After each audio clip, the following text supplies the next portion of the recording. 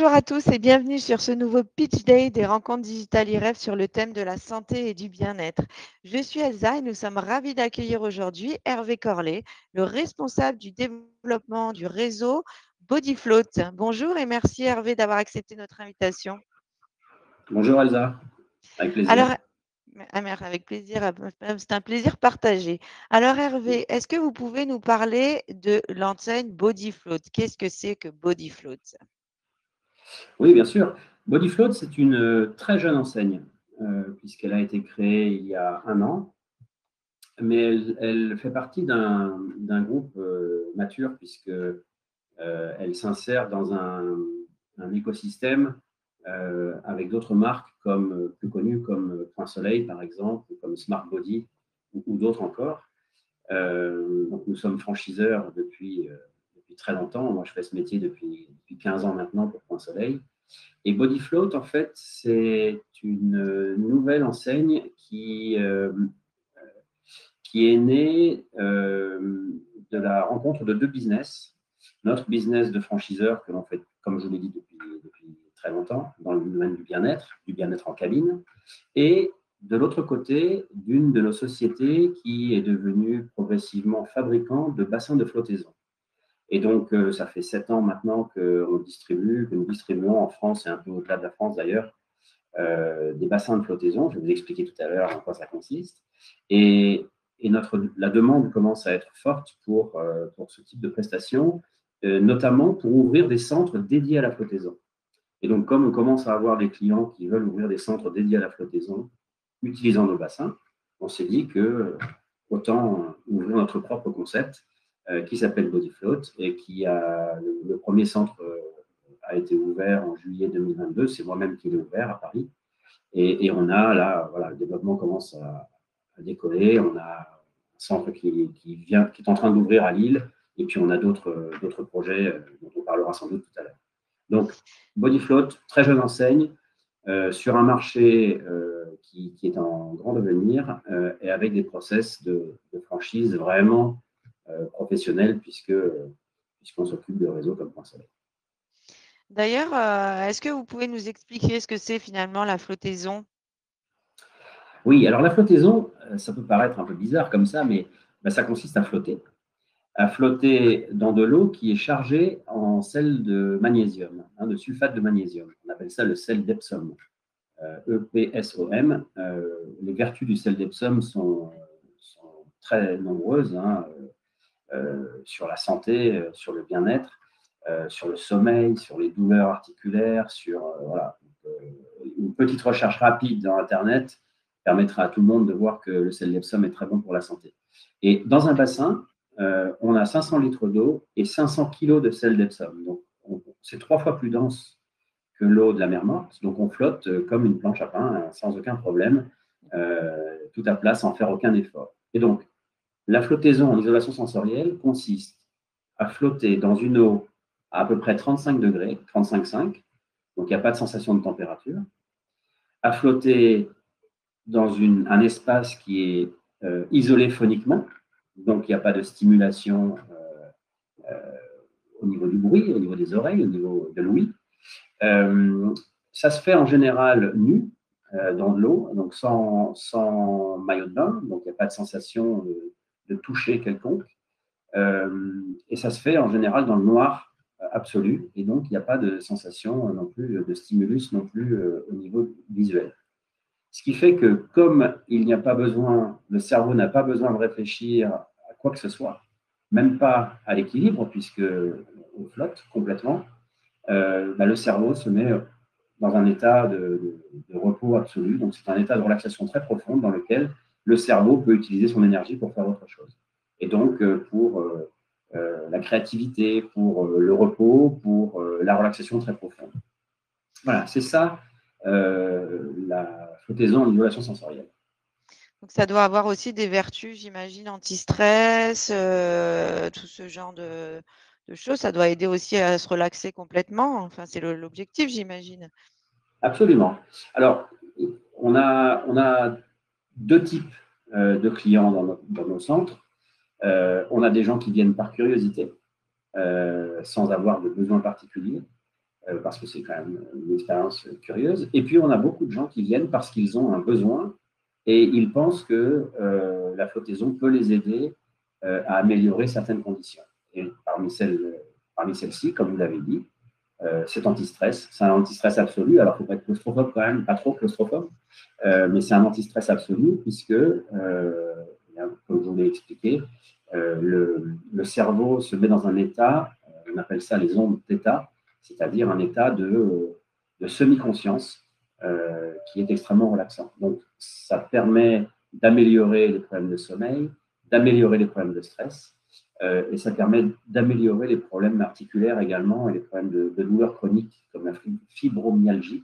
Alors, on ne prétend Ah pas oui, faire de la santé, hein, on ne prétend pas faire de la santé, mais il y a tout un tas d'études scientifiques très sérieuses sur la flottaison en isolation sensorielle. En anglais, ça s'appelle REST, REST. rest, Voilà. repos. OK. Ouais, tout à fait. Comment ça marche le fonctionnement d'un centre, en fait? Comment on exploite un centre BodyFloat? Bah, je vais vous donner l'exemple de mon centre parisien. Donc, c'est un tout petit centre, hein. Malheureusement, il est trop petit. Euh, il fait 75 mètres carrés et il y a 4 bassins. 4 bassins, 3 bassins pour flotter en solo et un bassin pour flotter en duo. Euh, L'intérêt de ce métier, euh, c'est que on n'a pas besoin de s'occuper des clients. Alors, bien sûr, on les reçoit, bien sûr, on débriefe avec eux de leur séance, mais c'est ce qu'on appelle du main libre, du 100% main libre, comme Point Soleil, comme d'autres enseignes dans le même domaine dont on s'occupe. C'est-à-dire qu'une personne, contrairement à un spa, par exemple, ou à un centre d'esthétique, où il faut une esthéticienne par client, là, une personne, un salarié, peut s'occuper des 4 bassins en même temps, puisqu'il accompagne le client, je dirais en cabine, mais dans sa cabine.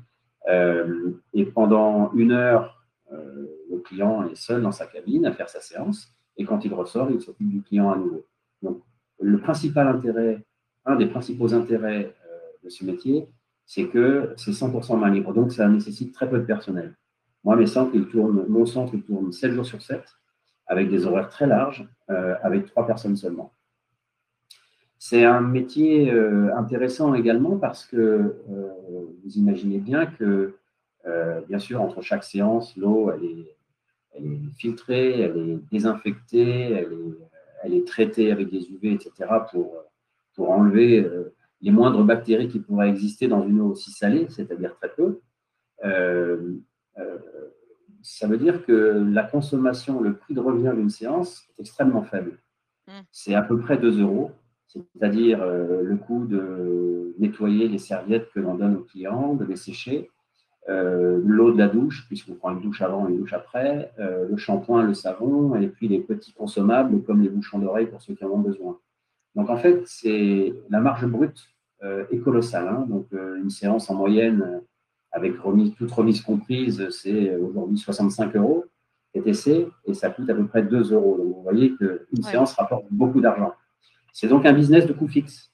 C'est-à-dire que vous avez vos charges fixes, le loyer, les salaires, le remboursement de la banque. Et une fois que vous avez dépassé le point mort, c'est de la rentabilité quasi pure. Donc, c'est un métier magnifique. Si on est placé à un bon endroit et qu'on fait un bon travail de commercialisation, on en parlera aussi sans doute, c'est un métier, c'est un business qui peut être extrêmement rentable.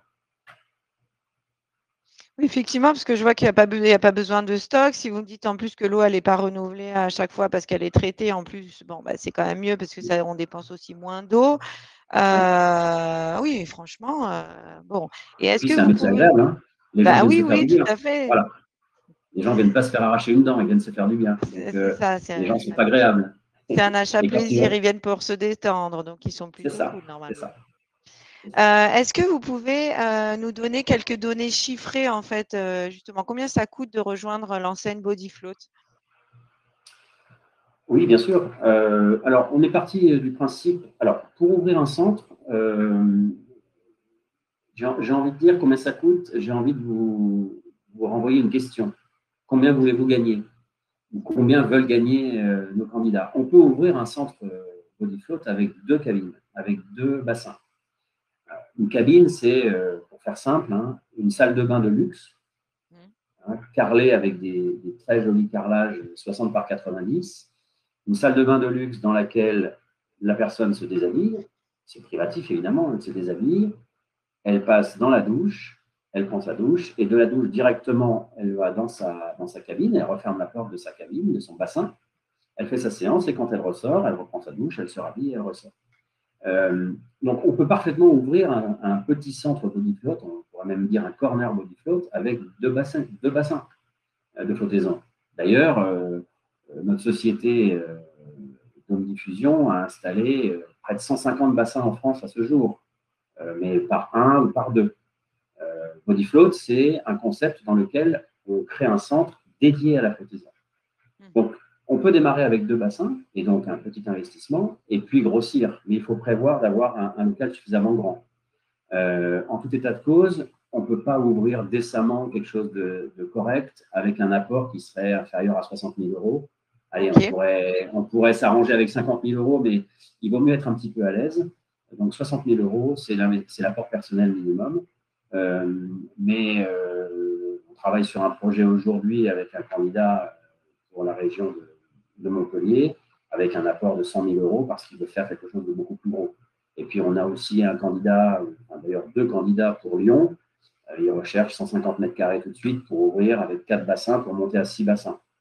Donc, je dirais, en fonction de la rentabilité qu'on attend, on peut ouvrir tout petit ou plus gros, mais en tout état de cause, il faut prévoir de pouvoir grandir. Oui.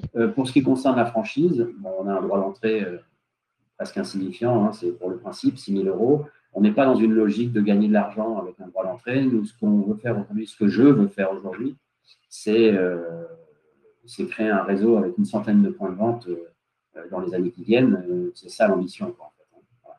Oui, c'est ça vos objectifs de développement. Ouais. Parfait. Alors, est-ce que vous pouvez nous parler maintenant, Hervé, du profil des candidats que vous recherchez? Comment doit-il être ce candidat, ce futur franchisé? Ça, c'est vraiment une question bateau, si vous me permettez, mais bon, il faut la poser à tous les franchiseurs. Oui, tout à fait. Il n'y a pas de profil. En fait, la franchise, moi, je fais ça depuis 15 ans. Hein, donc, et j'ai commencé comme franchisé. Hein. En 2006, je suis devenu franchisé Point Soleil. Donc, ce métier, je le connais par cœur, des deux côtés du partenariat. C'est une histoire de personnes. Donc, on n'est pas dans des métiers hyper techniques dans lesquels il faudrait avoir une formation préalable. La formation, c'est que du bon sens, et la formation, on vous la donne. Et les outils, on les donne. On a une équipe qui est là pour ça. Donc, le bon profil, c'est la personne qui a envie de bien faire. Voilà, quel qu'il soit, ou quelle qu'elle soit. C'est quelqu'un qui va préférer profiter de l'expérience accumulée et de toutes les bêtises qu'on a faites par le passé, parce que des bêtises, on est faites en ouvrant des centres. Évidemment, on en fait des erreurs. Qui va être plutôt quelqu'un qui va vouloir bénéficier de l'expérience et des conseils, plutôt que d'être indépendant dans son coin. Voilà. Je pense que c'est la principale caractéristique. Et par ailleurs, c'est vrai qu'on a la chance, et moi, c'est mon dada, hein, le bien-être en cabine individuelle, c'est un métier qui ne souffre pas la concurrence d'Internet. Contrairement à de nombreux autres métiers, même dans le service, on est protégé de ça. Donc, je dirais le bon profil, c'est quelqu'un qui a envie de participer à une belle aventure, sachant que c'est une aventure qui ne fait que démarrer là, et on a un marché à prendre, et on est les seuls à pouvoir le faire aujourd'hui, puisqu'on a le matériel, on est fabricant du matériel, c'est le meilleur matériel qui existe sur le marché, puisque la concurrence, ce sont des bulles de flottaison, hein, donc il y a d'autres enseignes, hein, Meizo et les bulles à flotter, mais ils ne sont pas équipés pour faire de la franchise, en fait. Alors que nous, on fait de la franchise, on a une équipe qui fait ça tous les jours, et pour d'autres enseignes aussi. Voilà, donc la bonne personne, c'est celle qui a envie de rejoindre une équipe sympa. Les relations sont avec moi directement, vous voyez, c'est des chaînes courtes, hein, ce n'est pas des grosses équipes, pour se lancer dans ce marché qui est prometteur. Et du coup, d'après ce que j'ai compris, un profil… Je vais compléter, Elsa, pardonnez-moi, j'ai oublié une chose. On fait toujours la dichotomie entre je suis franchisé dans mon magasin, dans mon centre, ou je suis investisseur et je n'y vais pas les pieds. C'est exactement ce que j'allais vous demander. Je vous avais entendu alors. C'est un concept qui se prête parfaitement aux deux profils. Moi, je suis investisseur. J'ai ouvert mon centre dans le Marais, à Paris, dans le 3e, rue Saint-Gilles, mais je ne mets jamais les pieds. C'est un concept qui peut être piloté à distance, puisqu'on a des outils informatiques qui sont les mêmes que chez Point Soleil et qui permettent de savoir ce qui se passe en temps réel. Les plateformes de réservation, c'est de l'amitié, c'est pas, voilà, on sait en permanence. Le matin, je sais combien il y a de rendez-vous dans mon magasin.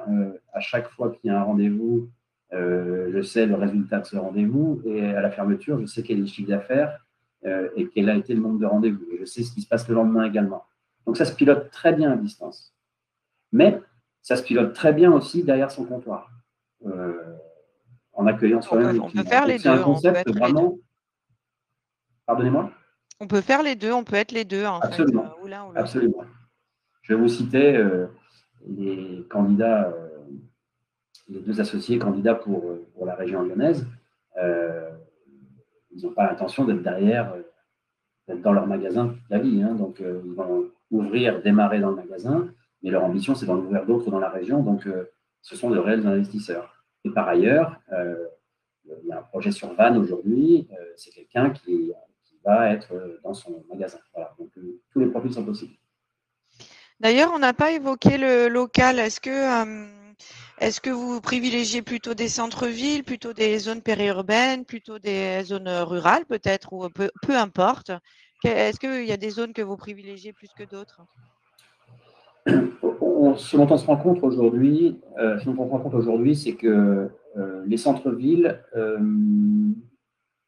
en fait, c'est vraiment du cas par cas. Si je prends une ville comme Montpellier, par exemple, le centre-ville de Montpellier, c'est compliqué parce que la circulation est compliquée, accéder est compliqué. Centre-ville de Paris, ça ne pose pas de problème puisqu'il y a un réseau de transport hyper dense, aucun problème. Le centre de Lyon non plus. Donc en fait, c'est vraiment du cas par cas. Mais à Lille, par exemple, on a ouvert en banlieue de Lille, à Villeneuve-d'Ascq, parce que c'est très facilement accessible.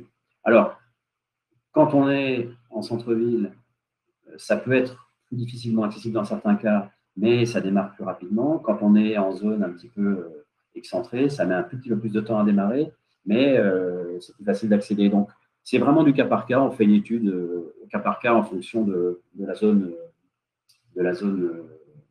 ciblée. Ok. Et la superficie moyenne d'un local, on en a un peu parlé tout à l'heure, mais… Alors, vous voyez, je vous dis, essayez de ne pas faire les mêmes erreurs que par le passé. J'ai fait un centre pilote avec 74 mètres carrés, 75 mètres carrés pour tester. Ça cartonne, hein, donc c'est pas plein, mais la rentabilité est très forte. Je regrette de ne pas pouvoir rajouter 3 bassins. Donc, l'idéal, c'est de partir sur un local de 90 mètres carrés minimum jusqu'à 120.